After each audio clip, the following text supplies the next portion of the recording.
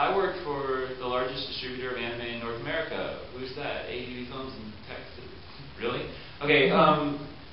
Matt Greenfield and John Ledford were two. And I'll say this because it's like how they tell it. They were two, like 15 years ago, they were gigantic anime geeks. Like they used to, and they had an anime club, and they used to get together in each other's basements and have showings. It was like 10 people that all went to college together. And they wanted to start bringing it over. And I mean, literally, that's how ADV Films was founded. By these two guys that were just huge enthusiasts. The Funimation story is a little different, apparently. Apparently, that was just sort of a megalomaniacal move on some opportunistic Texan who found this thing called Dragon Ball, and he somehow had the foresight to know that it was going to be, you know, what do you call that when you're able to do that? Trend watching, trend spotting, or whatever. He knew that it was going to be something marketable, and God knows that Funimation is the house that Dragon Ball built. So that's how that happened. I mean, it is weird, you know, you've got Central Texas and Southern Texas as two of the largest hubs of anime in North America. It's strange. Yeah. Yes? I just have a curiosity question. I teach in a school and I chaperone, I guess, for lack of a better term, the Anime Club at my middle school. How would you recommend students go about trying to contact like Funimation and other studios that promote anime in order to get more direct exposure to the schools itself? Because, I mean, you know, every now and then you might need a retailer or a wholesaler or whoever at a con. Right. You might be willing to part with a few gifties here or there. Yeah. But somehow it'd be nicer to have a more direct relationship Kind of outreach between the young fans and these companies so they're aware of what's coming out and so forth without having to go hunting through the city to find it. You know what? I think it could be this. I mean, since I don't work for those divisions of the company, but I do know people that do work in those divisions. I would think, you know, they're really pretty amenable to emails, and especially when it comes to something like that has to do with schools or groups. ADV and Funimation are both pretty good about responding to that, and I would just say email them.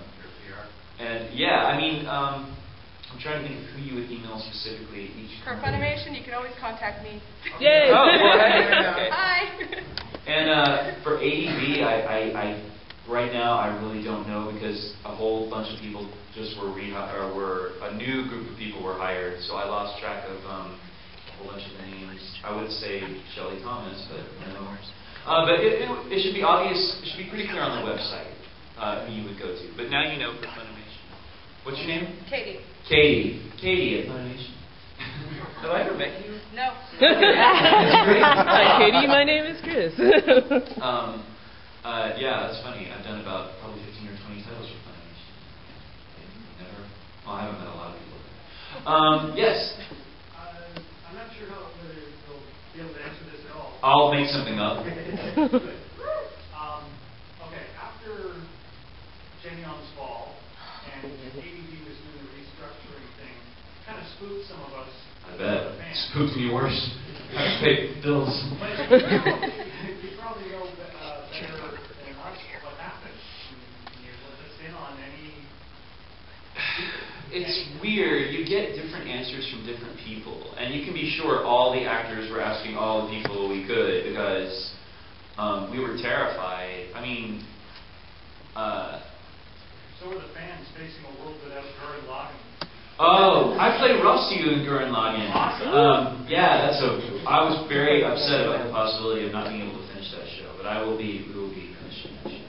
I also thought I wasn't going to be able to finish Canon or Wallflower or a whole lot of things, but we are. I don't know how it all started. I mean, you know, there's a large contingency of people that argue that downloading is killing anime in a lot of ways, and I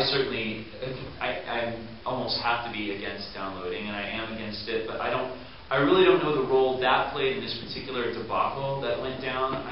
I'm just not sure. I've been to, you know, people are very guarded and vague about that stuff. I can only guess that what happens is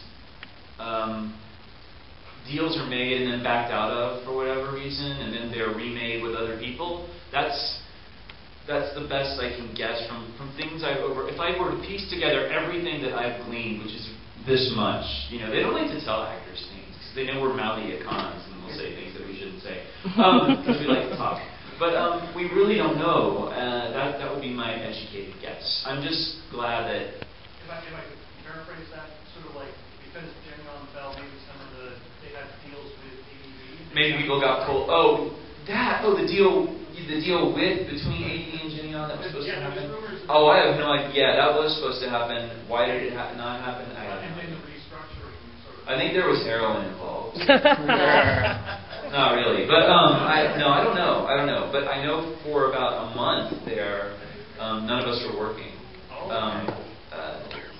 You were if you were over at Funimation. By the way, I haven't worked at Funimation for like over a year now because I am one of the people who cannot stand the drive there.